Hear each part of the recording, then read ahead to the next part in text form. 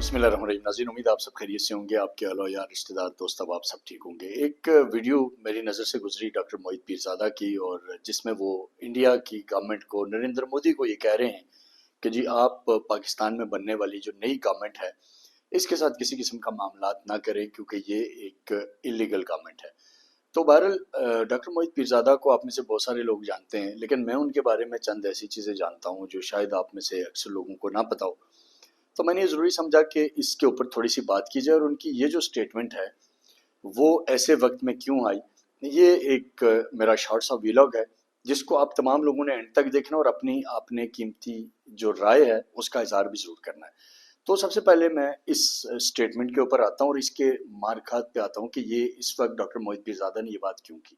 Basically doctor Mohit Pirzada جو ہے وہ آپ سب کے علم میں ہے کہ یہاں پاکستان میں ایک ٹی وی چینل کے ساتھ وابستہ تھے، اور بعد میں ان کا اپنے والد، مرحوم والد کے ساتھ ایک ڈسپیوٹ تھا، جس کی وجہ سے وہ جب ان کے والد صاحب زندگی کی آخری سانسیں لے رہے تھے تو تب انہوں نے ان کا بستر مرگ پہ زبردستی ان کا انگوٹھا انہوں نے لگوا کے وہ پراپرٹی ہتھیانے کی کوشش کی تھی. بہرحال وہ آئی تھنک فیملی کیس وغیرہ ان کے اوپر اب بھی چل رہا ہے.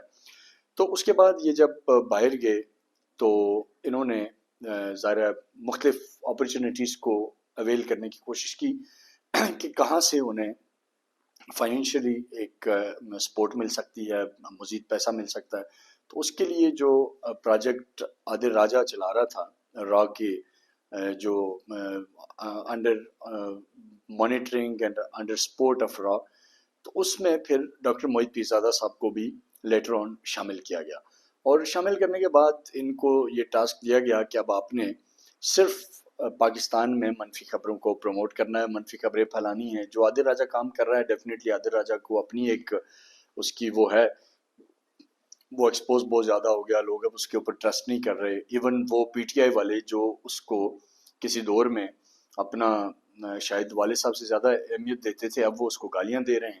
تو عادل راجہ کیونکہ وہ ایک مردہ گھوڑا ہو گیا تھا تو انہوں نے ان کو بھی پھر لوپ میں لیا کہ جی آپ بھی آ جائیں اور آپ اس کام میں کریں اور آپ کو ہم پیسہ دیں گے. تو بہرحال پھر موہت پیرزادہ صاحب اس کھیل کا حصہ بنے، اور اس کے بعد ان کے ذمہ یہ لگایا گیا کہ آپ نے مختلف خبریں پھیلانی ہیں، مختلف انارکی پھیلانی ہے. وہ اس میں پھر یہ اپنی جو ذمہ داری ہے وہ پوری کر رہے ہیں. اور ذرائع کا یہ دعویٰ ہے کہ عادل راجہ کا جو لاسٹ میں نے یہ بتایا تھا کچھ عرصہ قبل کہ جمائمہ گولڈ سمتھ کے ساتھ ان کی ایک ڈیل ہوئی تھی $2 لاکھ میں.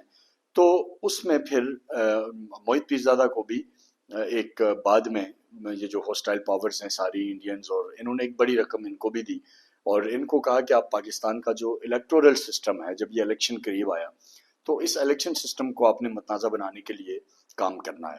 عادل راجہ کا کام تھا کہ وہ اشتعال دلائے لوگوں کو، جلاؤ گراؤ، ایک اور 9 مئی جیسا واقعہ بنانے کی کوشش کر رہے تھے.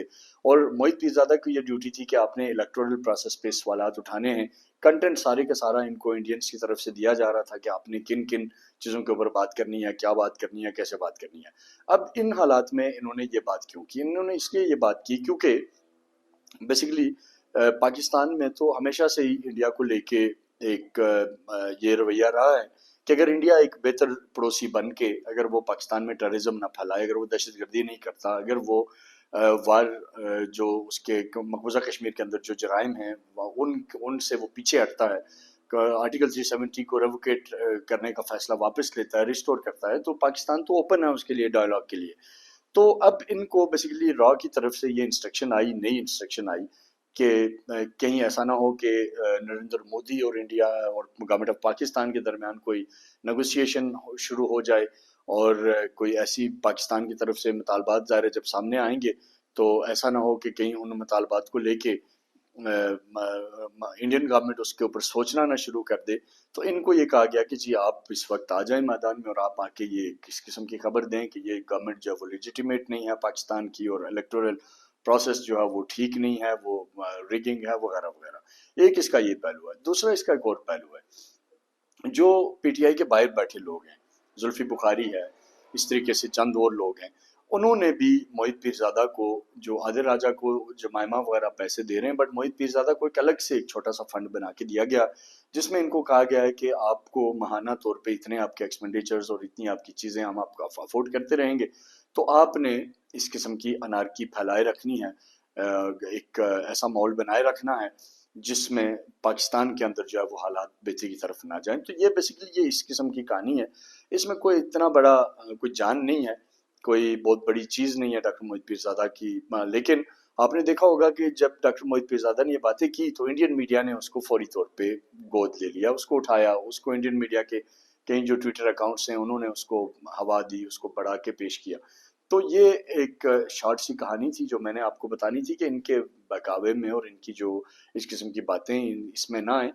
یہ محض ایک وہ جو کہتے ہیں نا کہ دل بہلانے کو غالب خیال اچھا ہے، یہ بس ایک خیال ہے جو جس کو لے کے یہ چل رہے ہیں، یہ اس کا فائدہ اٹھانا چاہتے ہیں. ان کی کوشش یہ ہے کہ کسی بھی طرح ایسا ماحول بنایا جائے کہ پاکستان میں ان کے لیے کوئی ان کے ساتھ کوئی بات کرے، کوئی انہیں اپروچ کرے، کوئی انہیں کہے کہ بھائی آپ آ جائیں واپس. جیسے خان صاحب کے دور حکومت میں آپ کو کروڑوں روپے دیے گئے تو ہم بھی آپ کو کروڑوں روپے دیں گے، آپ آ جائیں. تو یہ اس اپنا ریٹ بڑھانے کے چکر میں اس قسم کی باتیں کر کے اپنی جو ہے وہ بنانا چاہتے ہیں. باقی اس سے زیادہ اس کی کوئی کریڈیبلٹی نہیں ہے.